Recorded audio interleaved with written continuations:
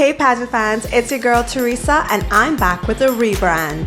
Welcome to T-Stance, the standard in pageantry, a global pageant coaching and media brand where queens learn to walk, talk, and slay with strategy while still bringing you reviews, recaps, wardrobe breakdowns, and all the insider strategy behind the crown. So whether you're a future title holder or a devoted pageant fan, this is your all-access pass to the world of pageantry, the art, the science, and the drama. Follow me on Instagram at @theofficialtstance for all the editorial content and insights you won't see anywhere else. Now, let's get into this week's episode.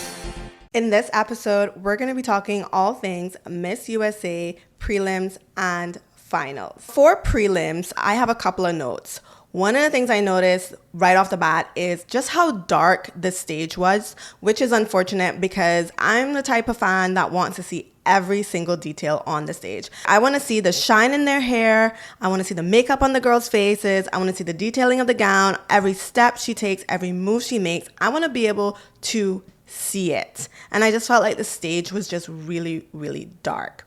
Now, the other thing that I felt hindered my viewing experience was the picture quality for me. And I don't know if this was a internet issue on my end or a feed issue on their end, but basically I felt like the picture quality was very blurry. It just didn't seem to be in focus or something. There was just seemed to be like, it just seemed blurry, and there would be moments when it would like clear up and then we would get a beautiful vibrant picture, and then as quickly as it came, it left again. So that was unfortunate. Comment down below if you had a similar viewing experience where the picture just was not clear. Now, the other thing I want to talk about is the stage. I felt like the ladies really did not have a lot of room to walk. And that is unfortunate because this is Miss USA. She's going to go compete at Miss Universe, and we all know that Miss Universe, you have to have a strong runway walk. So I wanted to be able to watch the ladies walk for a minute and really analyze that walk. So I wanted them to have a little bit of a longer runway or more space to do that. It just seemed like as soon as they stepped off the stairs, they did not have much room to walk before they hit their mark and had to stop and pose. So that's one thing I wish could have been changed about the overall competition, is just a longer runway so that we could really analyze their walk. And then leading into that, I also wanted to see more wide shots of the contestants because, again, as a coach, as someone who reviews pageants, I want to be able to see full body shots, from head to toe. I want to analyze how they're stepping off, the hip movement, the arm movement, coupled with the facials. And I think you can only get a full picture of that with a wide shot, and we did get a variety of shots including wide shots, but I just felt like I wanted to see more wide shots. And then the other thing is, when we did get some of those wide shots, I felt like the camera was definitely off-centered. It wasn't centered so you can see the girl walking towards you and really be captivated by the walk. So yeah, I wish those things could have been changed for prelims. I didn't really notice if that changed for finals. I think by then I was kind of like used to it, but I know the lighting seemed better and the picture quality did seem better as well, for me at least. So I'm glad to see that those changes happened for the finals. Now let's get into the actual segments of competition for prelims. Starting with Alabama. I really felt like Alabama was a strong contender. She looked great on stage. She had like a soft, sweet, but fierceness to her, and I really enjoyed that. Someone who was not on my radar originally is Arizona. She brought the fierceness. I did not know she had that in her, and she did really, really well, and I was very pleasantly surprised by her. Florida was someone who's been on my radar from the beginning. She looked amazing on stage. She looked like a Victoria's Secret model, honestly. She was just tall and towering over everyone in that walk, and she just looked gorgeous. Similarly, Georgia. Georgia was one of the girls bringing that Miss Universe level fierceness to the stage. I love her little smirk that she gives. I thought she was very solid in swimsuit, very solid in evening gown. In fact, during evening gown, she was one of the few contestants I felt really brought something extra to the evening gown segment. Someone who was not on my radar was Nebraska. But after seeing her in prelims, I was like, oh, Nebraska is up there. Like, she is up there. Wow. This girl, the way she turned every single time for the opening, loved it. Love her little facial expressions. She brought that attitude. She looked stunning in her evening gown. Like, she really brought it. And I did not think she had it in her. And I was amazed. And I was like, yeah, this girl, we need to watch her because she coming. She is a threat. A couple of other girls that weren't really on my radar. Texas. I know Texas is a powerhouse state, but I don't know. Miss Texas wasn't jumping out at me originally, but when I saw her on that stage, I was like, okay, Texas, you cooking. You come into play, and we're here for it. Like, you are doing the thing, girl. Tennessee also was someone who really stood out to me that I was like, wow, you go Tennessee, as well as Wisconsin and Wyoming. Wow. Loved those girls. I thought they did really, really well. Louisiana is someone that I felt has Miss Universe level energy. She just exudes it. But one of the things I did notice as well is that during evening gown, Louisiana's head was like, she was like lifting her head up and throwing it back.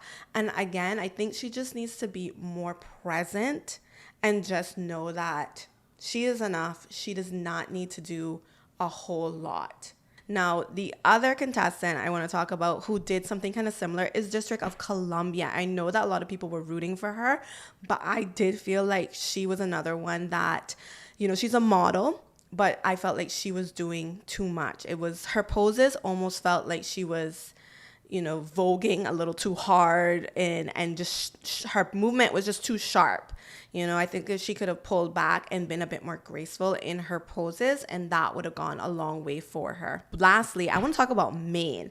Maine is someone who was on my radar, but for whatever reason, I just could not recognize Maine. Like, she looked completely different from her headshot. I don't know if it's because maybe she added in extensions and her hair was curly versus straight. I don't know what it was, but Maine, yeah, girl, that look was just, it was throwing me off a lot. I just didn't know who she was. I just could not figure it out. And then I know that a lot of people were rooting for her as well, but for me, I felt like her performance was not strong enough. I'm looking at her walk and the way she steps off, and she seems very timid, and I can see the way that she turns. She's not as trained as some of the other girls. So I don't know if she was one of the ones that was appointed or if she just didn't get enough training, but I didn't feel like her skill set was on that Miss Universe caliber. Now let's get into finals.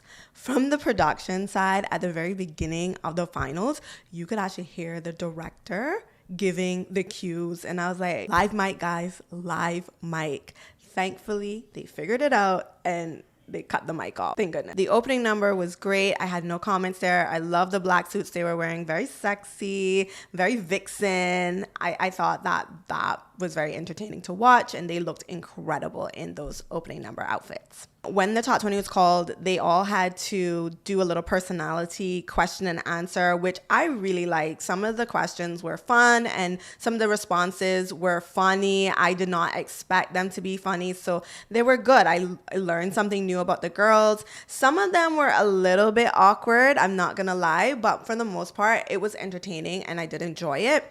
I did not realize that there were gonna be 4 fan votes, and I don't know how I feel about that. That's a lot of spots to give away to women who potentially may not be the judges' picks, which means that they are not on the same level as some of the other girls who were picked. So after the top 20 was announced, we got to hear from the commentators, and I absolutely loved the commentators. Danny Walker, Noelia, and Andrea. I thought they did a phenomenal job. I thought they were very honest, and I appreciated their authenticity. I think that made it feel super, super like relatable and just like, okay, cool. Like, they're not sugarcoating anything. They're like telling us their honest opinion about each girl or about each segment of the competition. And I appreciated that. Now, after watching the swimsuit competition, these were my top picks to move forward for the next round. Florida, Texas, Nebraska, Georgia, Oregon, Nevada, New Jersey, Vermont, Alabama, and Oklahoma. Now, something I really enjoyed was the packages they played for the top 10.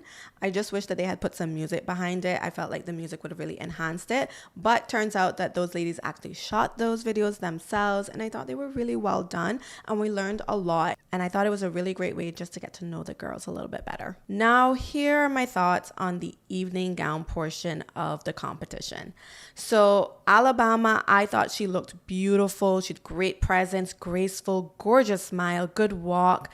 I love the last look that she gave us. For Florida, I really was disappointed in her choice of gown. I felt like she made what I would call a beginner or rookie pageant girl mistake. And I see this happen from time to time where girls feel like they get a dress made and they want to put some sort of meaning behind the dress. So then they start to add in colors and designs and things like that sometimes makes the dress feel a bit costumey instead of what it's supposed to be, which is an evening gown. Ladies, please learn something from this. You do not need to make your evening gown have any meaning to it. It is simply an evening gown. If your competition already has a national costume segment, then you definitely don't need to try to assign any additional meaning to your evening gown. It's okay to choose a blue evening gown because maybe blue is your favorite color, or you love, being on the ocean or being in water or whatever. That's fine. But if you're going to get a gown commissioned, don't feel the need to turn it into this big thing that has all this meaning behind it, because it's not necessary, and oftentimes it doesn't translate the way that you want it to translate. And I felt like this gown it felt like she was trying to convey that she's very patriotic, maybe even some type of superhero. It just wasn't giving what I think she wanted it to give, and that was really unfortunate, and I feel like that really held her back. Can we talk about Georgia's gown though? The Universe gown. Oh my goodness. This is a gown that I could see on a Miss Universe stage. I absolutely loved her in it. She was stunning, beautiful smile, fierce, great facials. Her aura, her walk, confident, everything. Loved it. I was really surprised that she did not advance to the top 5. Nebraska, again, killed it. I love the slow turn of her head over the shoulder. Great smiles. Love her walk. She walks just like the Latinas do. I think that really made her stand out. Stunning. I can see her on a Miss Universe stage. And I just love that she pulled her hair over her shoulder towards the end of her runway. That was really well done. Nevada. Oh, I am loving Nevada at this point. She was so dramatic with that turn. She looked stunning. I loved the gown. It was silver with some blue gems in it. The opera coat was really nice touch. She just looked stunning. She looked elegant. She had great facials, a great walk, and I just loved her turns overall. So yeah, she did a really good job. So did New Jersey. New Jersey, the eyes that New Jersey has, they are so sultry and seductive. Girl, she was playing with us. I was enjoying her performance, and she did a really good job. And then we have Oklahoma. Loved the slow head turn. I thought she looked gorgeous. I thought it was interesting that she has red hair, and then she went with the yellow gown instead of a green gown, because normally women with the red hair, they always want to go with the green gown, but she went with a yellow gown, and I think it paid off. I didn't have a problem with it. I thought she looked stunning. I was loving her facial expressions. Her walk was good. She just looked amazing. Oregon at every turn was making me a fan every step of the way. I really thought that she looked stunning in her gown. She looks very regal, very queenly. I love the slow turn of her head. I loved her facial expression. So she really did surprise me, and I was very impressed with her. Texas. Now, I have to admit, I did not love Texas's gown. I think that there's other gowns out there for her, but I think she's stunning. She's a gorgeous girl, beautiful smile, beautiful eyes. She just looked beautiful on stage. She walked okay. I don't think her walk is as strong as the other girls, but it was okay. And lastly, Vermont, I liked her smirk. I liked her red gown, paired with the red heels. I thought she looked beautiful. I thought she looked hella sexy as well. And her performance for me was just okay. Again, I didn't think it was Miss Universe level performance. Now for the Q&A section. I didn't write down the question. I did write down how I felt the contestant responded and just some notes on overall delivery. So for Nebraska, her question was around her generation and how she would describe them. And she talked about how they are adaptable, which I thought was a really good response. She seemed very confident. She didn't have any major hiccups. It was a solid answer. Oregon's question was very timely, and it was around AI. And her question asked her, is there a line that you feel AI should not cross? And I thought she did an excellent job with this answer. She summed it up in one sentence, and it was a very strong sentence. And she said, leave creatives alone. And I love that because she is an author. So she was tying that response back to herself and making it personal. And I just felt like this was a really strong answer. And so it was very memorable, and I was very impressed by her. Nevada. I believe her question was around social media and how would society be different if social media didn't exist. And she talked about how there would be more acceptance. People would accept themselves for their flaws more. And she talked about how she has alopecia. I thought it was a beautiful message. However, I wasn't sure how much of her response fully connected with the question. And I don't know, I feel like there was something missing. Texas. So I think Texas' question was around women in society and the barriers they face. And she said one of the barriers that she would remove is accessibility. So she wanted to make things more accessible for women. And I thought that was a strong message. She talked about how believing in yourself, if you believe in yourself, you're more than halfway there. And that was a great message to send to everyone. I think it's always super important to believe in yourself, believe in your abilities. So I thought this was a solid answer. New Jersey. This was an excellent answer from New Jersey. I felt like she did a really good job with this. First of all, I love how charismatic she came across. I love that she started off with a joke. They asked her how she was, and she said she's ready to eat that pizza that she referenced earlier in the show. And I thought that was so funny, a great way to break the ice, and it just showcased her personality. And I think if you have the moment to do that and you are funny, you should do that because it does help to lighten the room and makes everyone more endeared to you. And that's really what pulled me in to her, was that I found her to be funny. I found her to be interesting. Her question was asking her to send a message to young women watching her right now. And she talked about how young women are the architects of their identity. And that was so powerful and so beautiful. And she related it back to her platform. So I thought that was good. And it made for a really well-rounded, strong response. So I was not surprised when she ended up in the top 2. Now the results were as follows. 4th runner-up, Nevada. 3rd runner-up, Texas. 2nd runner-up, Oregon. 1st runner-up, New Jersey, and the winner was Nebraska. I was not at all surprised that Nebraska won. To me, I felt like she was kind of a dark horse. I don't know how many people were really I don't know if she was really on anyone's fan favorites like that, but for me, she was a dark horse until I saw her in prelims, and she was very solid and very consistent in prelims. So I was not surprised by her winning the competition. I really felt like she was coming up and up and up every time I saw her. So congratulations, Nebraska.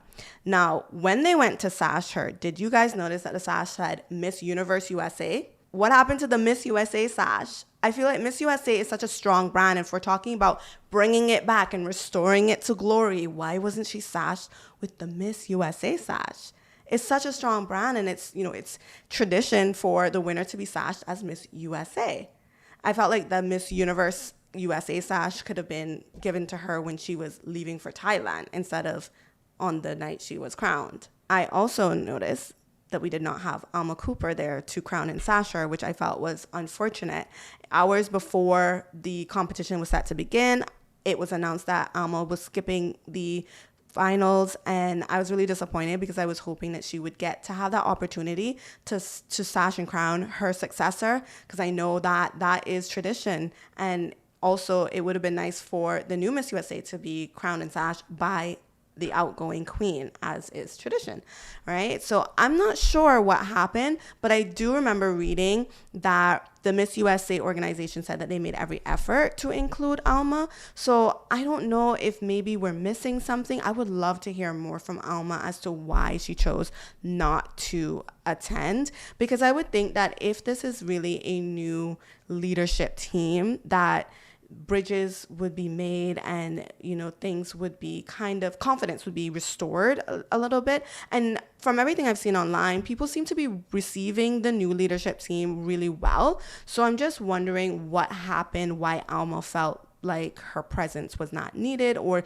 she felt like she needed to continue to take that stand against the Miss USA organization, especially if it's new leadership. So hoping to see more from Alma about that. Maybe she'll do an interview somewhere and we can scoop it up and see what she has to say. But I was really disappointed that she didn't get that moment to pass on her crown and even do her final walk and her speech. Because I'm sure that although she had a very, very difficult year, that there would have been some moments in there that would be memorable and important to her, and some people that she might want to thank along the way. That is a wrap on this week's episode. Thank you so much for tuning in. Please be sure to like, comment, and subscribe, and hit the notification bell so you don't miss any episodes that come out. Also, if you are not following me on Instagram, head over to Instagram and follow me at the official Tea Stance for more editorial content. Until next time, have a great week. Bye.